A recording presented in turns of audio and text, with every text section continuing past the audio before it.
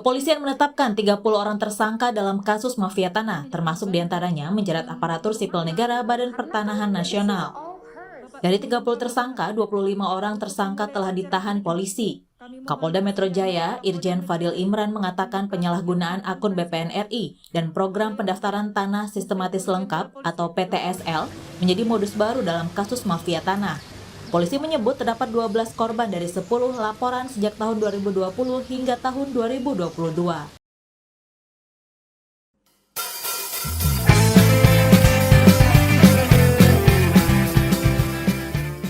Kantor Pertanahan Kota Surakarta berlokasi di Jalan Ki Hajar Dewantoro nomor 29 Jebres Kota Surakarta telah meraih predikat wilayah bebas dari korupsi atau WBK pada tahun 2020 dan saat ini bersiap menuju kantor dengan predikat wilayah birokrasi bersih melayani atau WBBM.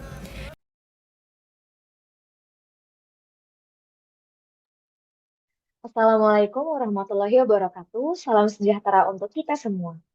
Bapak Ibu sekalian, pada kesempatan kali ini kita akan berdiskusi mengenai dua berita penting. Pertama, jaringan mafia tanah di BPN terbongkar. Wamen ATR BPN bersih-bersih internal harus berjalan. Dan berita yang kedua, profil kantor pertanahan Kota Surakarta menuju wilayah birokrasi bersih melayani atau WBBM. Diskusi ini akan melihat keterkaitan antara upaya pemberantasan praktik mafia tanah dengan implementasi reformasi birokrasi menuju WBBM. Bersama saya, Grisya Sitindao, hadir 4 peserta diskusi yang akan memberikan pandangan dan analisisnya. Di sini ada Kak Nilam dari Kantah Nia Selatan, ada Bang Rizky Sembiring dari Kantah Batam, ada Bang Bara Pramadan dari Kantah Kabupaten Simelu, dan ada Kak Nafisa Putri dari Kantah Kota Banda Aceh. Mungkin langsung kita mulai aja ya. Saya mau mulai dari Bang Rizky. Bagaimana Abang memandang kasus mafia tanah yang terungkap ini? Silakan Bang. Terima kasih. Menurut saya kasus mafia tanah ini menjadi alarm keras bahwa masih ada oknum di internal BPN yang menyalahgunakan kewenangan. Dampaknya sangat besar, bukan hanya merugikan masyarakat secara ekonomi, tetapi juga merusak citra institusi juga. Seruan Wamen ATR BPN untuk melakukan bersih-bersih internal harus dipandang sebagai langkah strategis dalam membangun integritas dan kepercayaan publik. Begitu, Mbak. Terima kasih. Terima kasih Bang Rizky. Selanjutnya saya ingin ke Kak Nilam nih Kak. Menurut Kakak, langkah apa yang paling efektif untuk mencegah praktik mafia tanah ini? Silakan Kak. Baik, terima kasih kepada Mbak Grace. Menurut saya, langkah perbaikan harus dimulai dari penguatan integritas ASN dan transparansi layanan. Digitalisasi data pertanahan bisa menjadi solusi karena akan mempersempit ruang praktik mafia tanah. Penguatan sistem digitalisasi layanan dan pengawasan internal adalah kunci dari perubahan tersebut. Digitalisasi surat ukur, buku tanah, dan sistem layanan elektronik akan mempersempit celah manipulasi.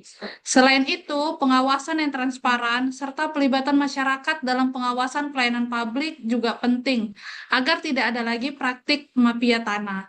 Selain itu, penting juga adanya pengawasan internal seperti yang dibahas oleh Bang Rizky tadi secara lebih ketat serta keterlibatan masyarakat dalam mengawasi jalannya pelayanan. Begitu, Mbak Grace.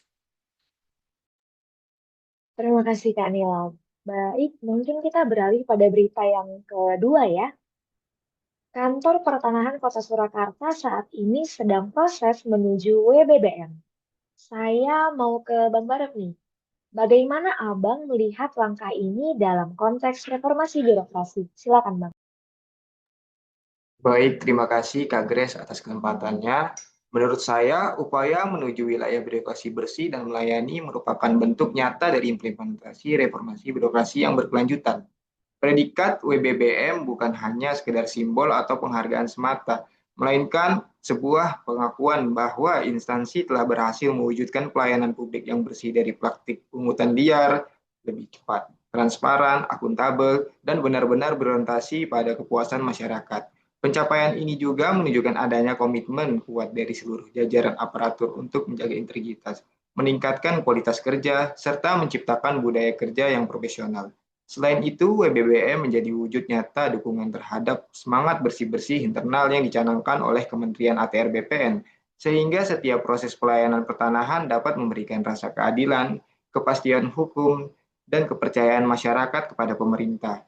Pada akhirnya, predikat WBBM diharapkan tidak hanya menjadi capaian administratif, tetapi juga menjadi motivasi dalam membangun birokrasi yang adaptif, inovatif, dan responsif terhadap kebutuhan masyarakat di era modern. Begitu Kak Grace.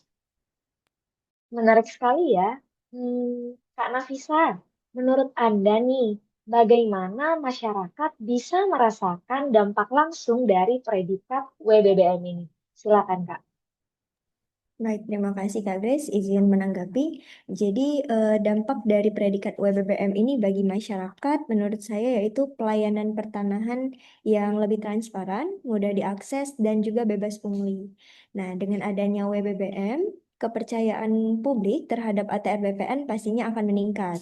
Hal ini juga akan mempersempit ruang gerak mafia tanah karena pelayanan sudah berbasis integritas dan sistem yang lebih modern. Dengan adanya WBBM, juga mendorong pegawai untuk bekerja lebih profesional, disiplin, dan berorientasi pada pelayanan.